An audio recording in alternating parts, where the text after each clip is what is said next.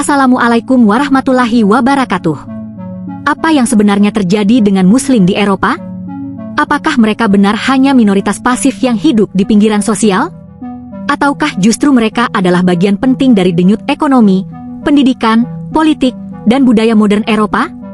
Di tengah perdebatan tentang migrasi, identitas, dan integrasi, ada satu fakta yang sering luput dari sorotan: Muslim di Eropa bukan sekadar penonton sejarah, mereka adalah pelaku aktif perubahan. Video ini akan membuka perspektif baru. Kita akan membahas bagaimana komunitas Muslim di berbagai negara Eropa berkontribusi dalam dunia profesional, akademik, sosial, bahkan politik. Bukan dengan retorika, tetapi dengan kerja nyata. Bukan dengan konfrontasi, tetapi dengan partisipasi. Sebelum kita mulai, pastikan Anda menekan tombol like, tuliskan pendapat Anda di kolom komentar, bagikan video ini agar lebih banyak orang mendapatkan sudut pandang yang lebih utuh, dan jangan lupa subscribe agar tidak ketinggalan pembahasan penting berikutnya. Mari kita mulai perjalanan ini. Banyak orang melihat Muslim di Eropa sebagai fenomena baru, padahal sejarah kehadiran mereka sudah berlangsung berabad-abad. Dari Andalusia di Spanyol hingga komunitas Balkan, kontribusi Muslim telah menjadi bagian dari sejarah panjang Eropa. Ilmu pengetahuan, arsitektur, filsafat, dan perdagangan pernah berkembang melalui interaksi lintas peradaban ini. Pada abad ke-20, gelombang migrasi dari Turki, Afrika Utara, Asia Selatan, dan Timur Tengah memperkuat kehadiran Muslim di negara-negara seperti Prancis, Jerman, Inggris, dan Belanda. Mereka datang sebagai pekerja, mahasiswa, dan profesional yang membantu membangun kembali Eropa pasca Perang Dunia Kedua. Generasi pertama mungkin fokus pada bertahan hidup dan bekerja keras. Namun generasi kedua dan ketiga tumbuh dengan pendidikan Eropa, berbicara dalam bahasa lokal, dan memahami sistem sosial serta politik negara tempat mereka lahir. Ini bukan kisah tentang keterasingan. Ini adalah kisah tentang adaptasi, kontribusi, dan evolusi identitas dalam masyarakat modern. Muslim di Eropa memainkan peran signifikan dalam sektor ekonomi. Mereka adalah pengusaha, pemilik usaha kecil dan menengah, profesional di bidang teknologi, kesehatan, dan keuangan. Banyak kawasan bisnis di kota besar Eropa berkembang berkat kerja keras komunitas imigran. Di Jerman dan Prancis, ribuan perusahaan dimiliki oleh warga keturunan Muslim yang menciptakan lapangan kerja bagi masyarakat luas, bukan hanya komunitasnya sendiri. Mereka membayar pajak, membuka peluang ekonomi, dan menjadi bagian dari mesin pertumbuhan nasional. Sektor halal juga berkembang menjadi industri bernilai miliaran euro, menciptakan inovasi dan ekspansi pasar global. Namun kontribusi mereka tidak terbatas pada ekonomi berbasis agama. Mereka aktif di seluruh sektor industri modern. Ketika narasi publik kadang mempertanyakan integrasi, data ekonomi justru menunjukkan partisipasi aktif yang signifikan. Generasi muda Muslim Eropa semakin mendominasi ruang akademik. Mereka hadir di universitas-universitas ternama sebagai mahasiswa, peneliti, hingga profesor. Pendidikan menjadi jembatan utama mobilitas sosial dan integrasi. Banyak akademisi Muslim berkontribusi dalam penelitian sains, teknologi, kedokteran, hingga ilmu sosial. Mereka terlibat dalam proyek inovatif yang berdampak global. Nama mereka mungkin tidak selalu disorot sebagai Muslim, tetapi kontribusinya nyata. Sekolah dan universitas juga menjadi ruang dialog lintas budaya. Mahasiswa Muslim tidak hanya belajar, tetapi juga memperkenalkan perspektif yang memperkaya diskursus akademik. Ilmu pengetahuan menjadi bahasa universal yang melampaui perbedaan identitas. Muslim di Eropa semakin aktif dalam politik. Mereka mencalonkan diri sebagai anggota parlemen, wali kota, bahkan menteri. Partisipasi ini menunjukkan bahwa mereka bukan kelompok terisolasi, melainkan bagian dari proses demokrasi. Keterlibatan ini bukan hanya simbol representasi, tetapi juga partisipasi nyata dalam pembuatan kebijakan publik. Isu pendidikan, ekonomi, lingkungan, dan hak asasi manusia menjadi agenda bersama. Demokrasi memberi ruang bagi setiap warga untuk berkontribusi, dan komunitas Muslim memanfaatkan ruang itu secara konstruktif. Ini adalah bentuk integrasi paling konkret, ikut menentukan arah masa depan negara. Di rumah sakit Eropa, banyak dokter dan tenaga medis Muslim menjadi garda terdepan pelayanan kesehatan. Saat pandemi global melanda, mereka berdiri di garis depan tanpa memandang latar belakang pasien. Organisasi sosial berbasis komunitas Muslim juga aktif dalam bantuan kemanusiaan, pengentasan kemiskinan, dan program pendidikan. Mereka bekerja sama dengan lembaga pemerintah dan organisasi non-profit lainnya. Kontribusi ini jarang menjadi headline besar, tetapi dampaknya terasa di masyarakat. Kehadiran mereka adalah bukti bahwa nilai kemanusiaan melampaui identitas. Jika dulu Muslim di Eropa sering hanya menjadi objek pemberitaan, hari ini mereka mulai menjadi subjek yang mengendalikan narasi mereka sendiri.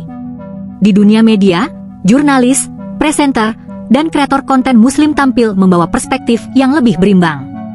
Mereka tidak sekadar membela identitas, tetapi menghadirkan cerita yang lebih manusiawi, lebih kompleks, dan lebih jujur tentang realitas sosial. Di industri film dan seni, sineas serta penulis Muslim menghadirkan karya yang menggugah. Mereka berbicara tentang identitas, keluarga, perjuangan, dan harapan dengan sudut pandang yang unik. Festival film, panggung teater, hingga pameran seni di kota-kota besar Eropa mulai memperlihatkan keberagaman ini sebagai bagian dari wajah budaya kontemporer. Musik, fashion, dan literatur juga menjadi ruang ekspresi generasi muda Muslim Eropa. Mereka memadukan nilai tradisi dengan modernitas, menciptakan identitas yang dinamis. Mereka tidak menolak budaya Eropa, tetapi menjadi bagian darinya, sambil tetap membawa akar nilai yang mereka yakini. Perubahan narasi ini penting, karena ketika cerita dikendalikan sendiri, stereotip perlahan runtuh. Dan inilah bukti bahwa Muslim di Eropa bukan minoritas pasif, melainkan aktor aktif dalam membentuk opini publik dan budaya modern. Di tengah meningkatnya polarisasi sosial, dialog menjadi kunci. Dan komunitas Muslim di Eropa memahami pentingnya ruang percakapan terbuka. Masjid-masjid mengadakan open house, diskusi publik, dan forum lintas agama untuk menjawab pertanyaan serta membangun kepercayaan. Di kota-kota seperti Paris, Berlin, London, dan Amsterdam, dialog lintas iman bukan sekadar simbol formalitas. Ia menjadi forum nyata untuk membahas isu bersama, keadilan sosial, lingkungan, kemiskinan, dan perdamaian. Muslim tidak berdiri sendiri, mereka berdiri bersama komunitas lain untuk tujuan bersama. Pendekatan ini menunjukkan kedewasaan sosial. Alih-alih menarik diri ketika menghadapi tantangan, komunitas Muslim memilih membuka pintu. Mereka menjawab kekhawatiran dengan penjelasan dan membalas prasangka dengan partisipasi aktif. Karena kontribusi terbesar bukan hanya dalam bentuk ekonomi atau politik, tetapi juga dalam membangun kohesi sosial yang kuat. Tidak dapat dipungkiri, Muslim di Eropa menghadapi berbagai tantangan. Isu diskriminasi, debat kebijakan imigrasi, hingga sentimen populisme kadang menciptakan tekanan sosial. Namun sejarah menunjukkan bahwa tekanan seringkali melahirkan ketangguhan.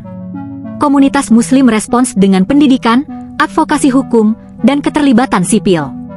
Mereka membentuk organisasi yang memperjuangkan hak-hak warga negara sekaligus mendorong partisipasi aktif dalam demokrasi. Mereka belajar memahami sistem, bukan menjauhinya. Ketangguhan ini juga terlihat dalam keluarga dan pendidikan anak-anak. Orang tua mendorong generasi muda untuk berprestasi, berkontribusi, dan percaya diri. Mereka ingin anak-anaknya tumbuh sebagai warga Eropa yang utuh tanpa kehilangan identitas. Dan justru di tengah tantangan itulah kontribusi mereka semakin terlihat jelas. Hari ini, generasi muda Muslim Eropa tumbuh dengan identitas yang lebih mapan. Mereka tidak lagi terjebak dalam dilema di antara dua dunia. Mereka merasa bagian dari Eropa, sekaligus bagian dari komunitas global.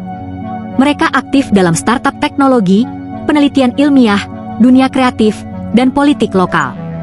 Mereka menggunakan media sosial untuk membangun jaringan, menyuarakan ide, dan memperluas pengaruh. Mereka tidak menunggu ruang diberikan, mereka menciptakan ruang itu sendiri.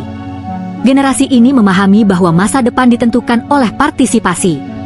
Mereka menggunakan hak suara, bergabung dalam organisasi mahasiswa, dan terlibat dalam isu-isu publik. Mereka hadir bukan sebagai kelompok terpinggirkan, tetapi sebagai bagian dari arus utama perubahan. Dan ketika generasi ini memimpin, gambaran tentang Muslim di Eropa pun berubah secara fundamental. Pada akhirnya, fakta lebih kuat daripada opini. Data ekonomi, pendidikan, politik, dan sosial menunjukkan partisipasi aktif Muslim di berbagai negara Eropa. Mereka membayar pajak, menciptakan lapangan kerja, melayani di sektor publik, dan ikut membangun sistem yang ada. Label minoritas pasif tidak lagi relevan dengan realitas hari ini. Yang ada adalah komunitas yang terus beradaptasi, belajar, dan berkontribusi. Mereka bukan sekadar bagian dari statistik, tetapi bagian dari solusi atas tantangan modern Eropa. Eropa sendiri adalah benua yang dibentuk oleh pertemuan berbagai budaya dan identitas. Dalam konteks itu, Muslim bukan elemen asing, melainkan salah satu warna dalam mosaik besar masyarakat Eropa. Eropa sendiri adalah benua yang dibentuk oleh pertemuan berbagai budaya dan identitas. Dalam konteks itu, Muslim bukan elemen asing, melainkan salah satu warna dalam mosaik besar masyarakat Eropa. Dan pertanyaannya kini bukan apakah mereka berkontribusi, tetapi bagaimana kontribusi itu bisa semakin diakui dan diperkuat. Teman-teman, melihat Muslim di Eropa secara utuh berarti berani melampaui stereotip. Ini tentang manusia yang bekerja, belajar, berkarya, dan membangun masa depan bersama. Ini tentang kontribusi nyata yang seringkali tidak mendapatkan sorotan yang layak. Jika video ini memberi Anda perspektif baru, jangan lupa tekan like sebagai dukungan, tuliskan pendapat Anda di kolom komentar, bagikan video ini agar diskusi sehat semakin luas, dan tentu saja subscribe untuk terus mendapatkan konten informatif dan edukatif seperti ini. Karena perubahan cara pandang dimulai dari kemauan untuk melihat fakta secara utuh. Terima kasih sudah menonton sampai akhir. Wassalamualaikum warahmatullahi wabarakatuh.